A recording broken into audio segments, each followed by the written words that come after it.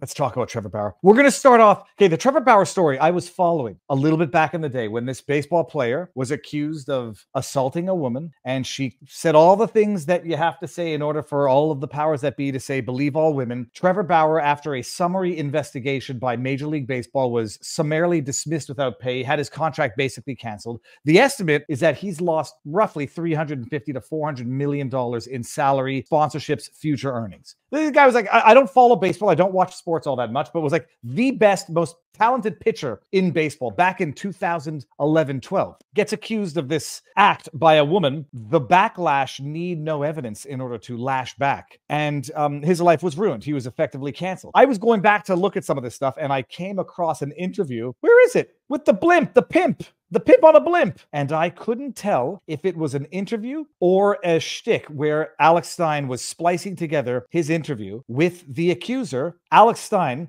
interviewed this woman, the first accuser, who evidence came out. I'm not jumping on the bandwagon one way or the other. I'm just coming to the conclusions now that the evidence is in. The woman was a liar, pathological liar who went out to do this, to destroy a man, to try to extort money from him. And the text messages were there. Now we have an investigative journalist. This is Sarah Fields. I'm sure Sarah wants to ask you a question. So Sarah, please, what question do you have for Lindsay? I don't have a whole lot of questions. I just, I mean, these text messages are incredibly concerning, and it doesn't really feel like something that should be joked around about. This is in the text messages. The first accuser says, I'm going to go after and get me my money from this guy. Make him choke you out. Be the absolute WHORB. Need daddy to choke me out. Be an absolute whore to try to get in on his $51 million. That was his contract. Roundabout. But I mean, were you granted a restraining order? No. You were not granted a restraining order because, like, okay. So I'm not going to sit here and I'm not going to call you a liar because I don't think that that would be appropriate. But what I will say is that if anybody ever accuses someone of something so horrific and it's not actually true, that would be the most disgusting thing, because this man's career has potentially been completely destroyed. His future has been completely stained. And that is very bothersome to me as someone who is a DV victim myself, a DV survivor, as well as my daughter is also a survivor of a horrific thing that we came out of. And I was myself accused of something that I absolutely did not do. And that was horrific in itself. It caused trauma and it caused PTSD, not just to me, but to my entire family. And now a lot of that is out in the open. And it's brought that trauma back all over again of what I went through in my marriage with my abusive ex-husband, who now, years later, we've been finally exonerated, and it's been proven that everything we did say was true, because now he sits in a prison cell for 15 years in actually not far from here, believe it or not. And it should be longer than that. But I think that anyone who accuses someone of doing something like this and is not telling the truth because they're putting money over life, they value money over the life of someone else, belongs in a jail cell right next to my ex-husband. Do you agree that fake sexual assault accusers should go to prison, Lindsay? I absolutely do. And I think there's a big reason that that has never happened to me in 2.5 years, because of all of the different evidence that has been laid out there. So Alex Stein, Primetime 99, actually did an interview with the first accuser. By all accounts, an extortion scheme. And she wasn't the first or the only as relates to trying to extort Trevor Bauer. And I got to tell you, man, keep your schmeckle in your pants and life will be a lot easier to deal with. And I'm not, there's no victim blaming here with Trevor Bauer. I would not want to be a single person who has to navigate the dating world in this day and age. I sure as hell would not want to be worth 50 or however much that is multiplied over the factor of a career, be worth that type of money, be into whatever Trevor Bauer was into by way of sexual proclivities. It's wild and outrageous. But the bottom line is, by all accounts, not just one, but two lying extorters.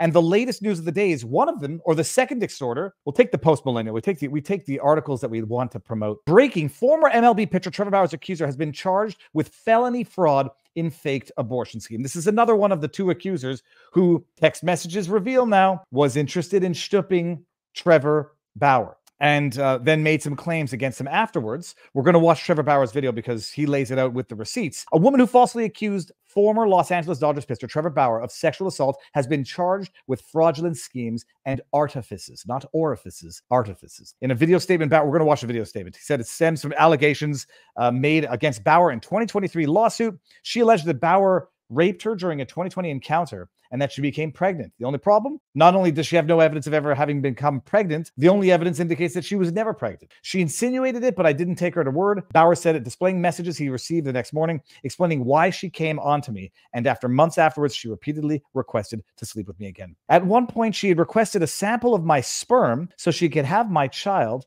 whenever she wanted to in the future. That should have been the first red flag, Trevor. Not that it would have made a difference because they can fabricate the accusations out of whole cloth, but it certainly doesn't help you if you actually engage in certain activities and the type of sexual proclivities that they were asking for, which was rough sex but consensual. Bauer denied any wrongdoing in the countersuit, stating that they did have consensual sex one time, during which the condom broke. He claimed in the countersuit that Esemonu told him she was pregnant and demanded over $1 million. He said it was only after Lindsay Hill made her claims against Bauer, with those claims being later withdrawn with prejudice, that Esemonu got a lawyer. This was over a year after the encounter. Wait until you see the text messages, or I don't know how. Oh, Trevor Bauer got them during the discovery, I guess, communication of documents in his lawsuit. Wait until you see the messages between Esemonu and her counsel. She demanded $3.6 million and claimed that I forced her to have an abortion, leaving her emotionally devastated and irretrievably damaged by it. She never did it. She was never pregnant. Okay, fine. Yada, yada, yada. Let's go to the original source, which is Trevor Bauer's video. These are the risks when you're dealing with absolute crazy people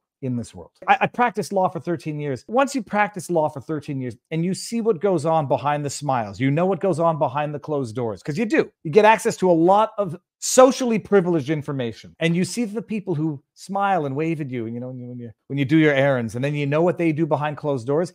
You don't trust anybody. So don't trust anybody, but my goodness, did this guy get done dirty, Trevor Bauer. Here, listen to this. Okay, we're going to start, and we'll pause as we go along here. The man has been so defamed. And whether people are not even going to know that first one there, Lauren Hill or whatever what was her name? People are not even going to know that she withdrew with prejudice her claim. They're still going to think he's a rapist. His contract was canceled by Major League Baseball. Summary investigation, destroy a man's life. Believe all women, even when they're lying. One of the women who accused me of sexual assault just... Oh, and by the way, now he's resorted to having to make self-defense videos to fight in the court of public opinion from his hotel room. But at least he made his bed. Like, my wife would be yelling at him. Maybe he should have made it a little better. But here, let's see what he has to say for himself. Just got indicted for committing felony fraud against me. Imagine that. Let me catch you up to speed. In the last 3 years, 2 women have taken legal action against me.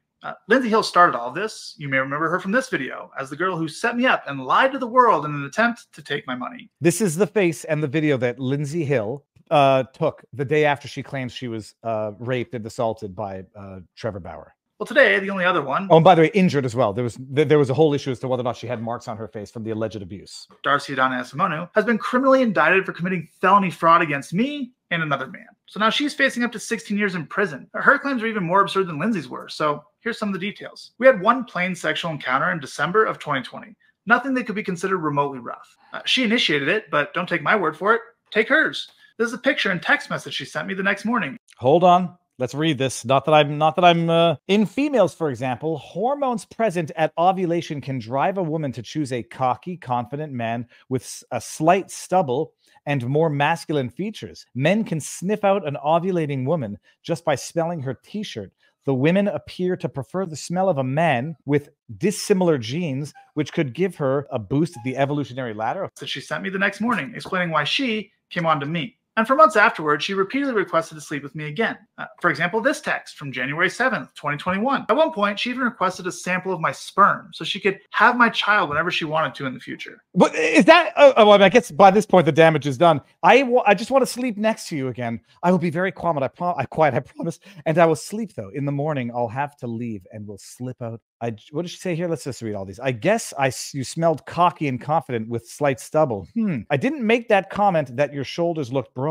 I just want to sleep next to you again. I'll be very quiet. Not certain, but if I can sleep there, it's peaceful for me. Okay. 7th, 2021. At one point, she even requested a sample of my sperm so she could have my child whenever she wanted to in the future. I suspect this is after they had sex. I suspect this is the moment where he realized he's dealing with was it Sharon Stone in Basic Instinct? I hope this guy doesn't have any rabbits, but this is probably the moment where he realized, oh shit, was it worth it? Now, It's hard to keep track, but she's made at least 4 7-figure demands over the last few years, more than a year after the one time we slept together, and only after Lindsay Hill made up her false allegations. Adana retained a lawyer. She then demanded $3.6 million and claimed I forced her to have an abortion, leaving her emotionally devastated and irretrievably damaged by it. But here's the thing. She never had an abortion because she was never even pregnant, and that's corroborated by her own medical records. Let's just stop here. Pregnancy urine. Value negative. Standard range and units negative. When I refused to pay her the $3.6 million she was asking for, she made up a bogus sexual assault claim and filed a civil suit against me. The only there's no silver lining for Trevor here unless he can get some form of financial retribution or justice at the end. This has to serve as a warning for young, not even young rich men, young rich people in today's dating market. But I presume it's much more risky for men than it is for women. You're a young, rich man with infinite wealth coming, $51 million contract, and you multiply that over years with sponsorships. Holy crap. Keep it in the pants and you'll avoid a lot of problems. Oh my goodness. Anyhow, listen to this. It gets better or worse. In that version of her story, she claimed for the first time, by the way, that there was non-consensual sex. But her texts from the next morning show what actually happened. Remember this text in which she explains why she came on to me? And by the way, this is scientifically accurate. Joe Rogan had an episode where I forget who they were talking about, but women on the pill, where it subdues your the woman's sexual drive or something along those lines. When they're on the pill, they're more attracted to more effeminate men. And when they come off the pill, all of a sudden their preferences in men change. So ladies out there, let that be fair warning. And men out there, let that be fair warning. She also claims that instead of an abortion, she actually had a miscarriage. But that's impossible, of course, because again, she was never even pregnant. We now have emails between her and the first 2 law firms that dropped her, in which they acknowledge they never had any evidence to support her claims. I'm pausing it here. Lesson of life, by the way, lesson for lawyers out there. When someone comes to you and says, I need you for this file, yeah. And you say, okay, well, have you had a lawyer? Yeah, I had a lawyer before and he didn't understand the file. I had another one there, he was too busy. When someone's on their 3rd lawyer, typically, not always, statistically relevant often, the problem is them and not all of the lawyers that came before them who didn't understand the file, weren't paying attention, were too expensive, screwed them, yada, yada, yada. She's on her 3rd lawyer. Listen to this and understand what this means in legalese. He obviously got this from Discovery, so he blacked out he whited out the email addresses and stuff. Subject, re-phone call. To confirm, and it's in bold, by the way, when you get something in bold from anybody, especially your lawyer, without proof of the abortion or even the date of the abortion, we cannot continue to represent you. In other words, you're a godforsaken liar. We have now discovered it. Time to end the mandate. We urge you to consult with other attorneys who may have different standards. Go find a liar who's prepared to take on a client. And by the way, just for all those lawyers out there who say, well, I'll take on a client and a lie if it means getting paid, she will do what she tried to do to Trevor Bauer to her lawyers. Claim that they stole from them, file ethics complaints. Your bad client becomes a nightmare. And they say like 20% of your clients are responsible for 80% of your revenue. For those of you who've never heard this rule, 20% of your clients are also responsible for 80% of your heartache, headache, and wasted time. This is amazing. We urge you to consult with other attorneys who may have different standards. Go find another liar. We're not ruining ourselves over you and piss off, mandate over. But they'll try to get my money. Listen to this. Great. This is from another lawyer. I appreciate your time and input today, and we're glad we can agree. What's the settlement? $750K to $3.6 million, and they'll get a 20% of that. As explained on the phone, we will start high and understand the lowest you will accept to settle is $750K. Have a beautiful day, Adana. I then shared an audio recording I have in which Adana contradicts her own claims and asks me for money. In the emails, her lawyers agreed that that's insurmountable evidence, and they inform Adana that they can no longer represent her unless she can provide documentation or proof of her. Okay, hold on, and let's read this one together. Hi, Adana. As your legal counsel, we have all agreed that the recording is detrimental to your case to the point where we will very likely not be able to continue representation of you on this matter. Translation, we just discovered you're a goddamn liar. We just discovered you're a psychopath, that you've been lying to us. We've been putting our necks out for you based on the representations that you've been given to us, and you're making us look like stupid liars ourselves. We've all agreed that the recording is devastating for your case, and we probably can't represent you anymore because we now know that you are a liar, and we feel very bad for having taken Trevor Bauer through the ringer. We are requesting a copy of the recording to verify the authenticity. We are now investigating our own client, which is probably what every lawyer should do before taking a client on, but it's very difficult to do sometimes. I know this is difficult news, but without the medical records of your abortion and a recording like this is what we feel is insurmountable. Hugs. Never heard of a lawyer ending a lawyer correspondence with that, but yeah. So we've discovered you're a liar. We're going to make sure that you're a liar by investigating the evidence provided by the person we're suing. I know it's very difficult, but to the extent that you can't prove what you're saying, you look like a liar, and we have insurmountable evidence now that you are a liar. It's insurmountable. Hugs. Her claims. Yeah, of course, she couldn't do that, so the law firm urged her to consult other law firms with different standards. Now, Adana has filed more than 10 police reports claiming sexual assault or harassment against other men, including at least one other professional athlete. But after the Scottsdale police completed their investigation into her claim against me, she's the one being indicted for felony fraud. It's pretty wild. And not just against me, against another man as well. Felony fraud, and from what I understand, Nate Brody broke it down. There's different classes of felony fraud, and she's like second most serious, so she faces years in jail for this. She made up bogus sexual assault claims and attempted to extort him too. And it gets worse. In my lawsuit against her, we subpoenaed a witness whom she knew for relevant documents to use in our case. What's she gonna do? Past his prologue. And when she found out, she immediately made sexual assault claims against him too. Her MO is clear. Lie to men to get their money, extort them if she must, and when they refuse to pay, stop paying or stop giving her what she wants, go to the police, accuse them of sexual assault, and file a civil suit against them to retaliate.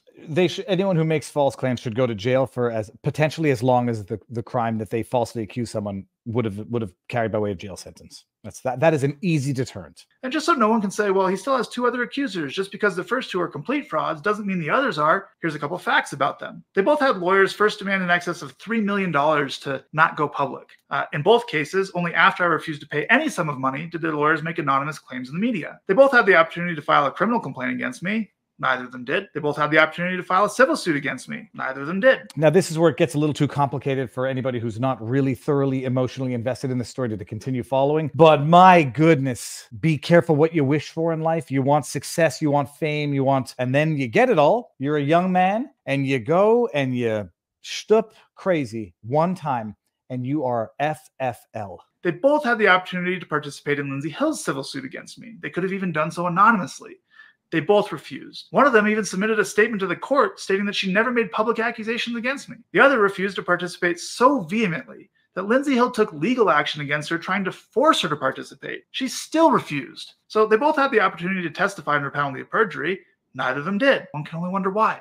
Perhaps it's because all of their claims against me are lies. It's been 2 years since these women and their lawyers attempted to weaponize anonymous claims in the media against me. He's in that time now. I think he went to pitch in, I want to say Japan or Korea, and now he's in Mexico pitching for Diablo Rojo. Thanks to Dora the Explorer, I know means the Red Devils. To take my money. I addressed them at the time, and as far as I'm concerned, it's in the past. But if there comes a time in the future where I need to defend myself further, I will not hesitate to do so. For now, there's no reason to speak further on this topic, though, because outside of Adana, who's now been indicted with felony fraud, there are no claims against me. No ongoing investigations and no outstanding lawsuits. Are you going to get hired back? I don't know what happens to a man's pitching career if he's been out or at least in minor leagues or lesser leagues for a few years. Can't make that time money back. At this point, I'm not sure what else I can possibly do to prove my innocence in all this. Probably nothing for a great many people. Not do what I was accused of. And every institution that our society is entrusted to rule on issues like these, like courts, judges, law enforcement officers, prosecutors,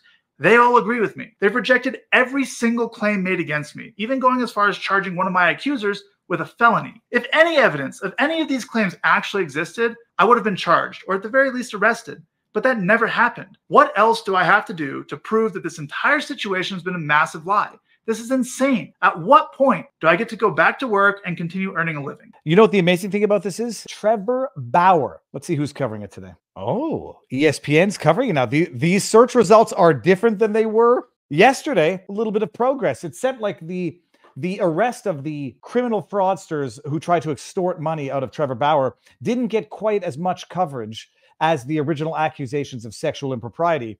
It'll never undo the damage. But Trevor Bauer, hey, look at this. We got some headlines today. Woman who accused Trevor Bauer of sexual assault indicted for fraud in Arizona. Trevor Bauer accuser indicted on fraud charges in Arizona. The Trevor Bauer's accusers faces extortion charge. USA Today, ESPN, People, Yahoo. I don't know what SB Nation is. Look at this. It's starting to make the headlines. So hopefully some form of vindication for Trevor. I've got no dog in the fight. I just know what I believe based on the evidence that I've seen. And I believe that those ladies are crazy and evil. And that's a bad combination.